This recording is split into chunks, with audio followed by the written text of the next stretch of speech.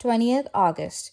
If you endure chastening, God deals with you as with sons, for what son is there whom a father does not chasten? Hebrews chapter 12, verse 7.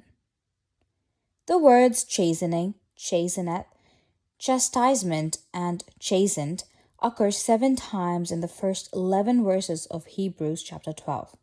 As a result, it is easy for the casual reader to get a wrong impression. He might easily picture God as an angry father who is forever whipping his children.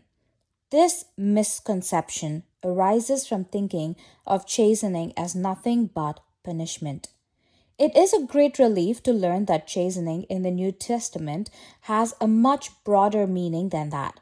It really means child training and includes all parental activity that is involved in raising a child.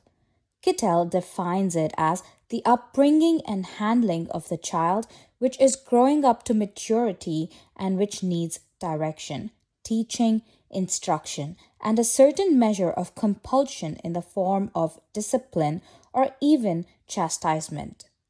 The Christians to whom the book of Hebrews was written were suffering persecution. The writer speaks of this persecution as part of the chastening of the Lord. Does this mean that God has sent the persecution? Certainly not. It was inspired by enemies of the gospel. Was God punishing the Christians because of their sins? No, the persecution was probably brought on because of their faithful witness for Him. In what sense, then, could persecution be said to be the chastening of the Lord? In the sense that God allowed it to take place and then used it as part of His educative program in the lives of His people. In other words, He used the persecution to refine, mature, and confirm His children to the image of His Son. It goes without saying that this type of chastening is not pleasant at the time.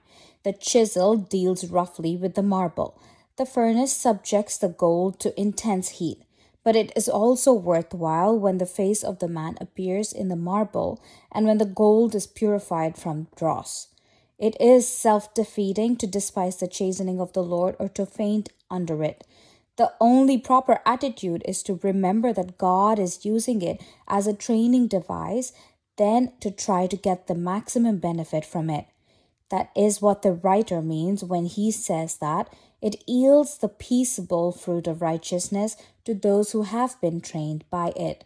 Hebrews chapter 12, verses 11. Amen.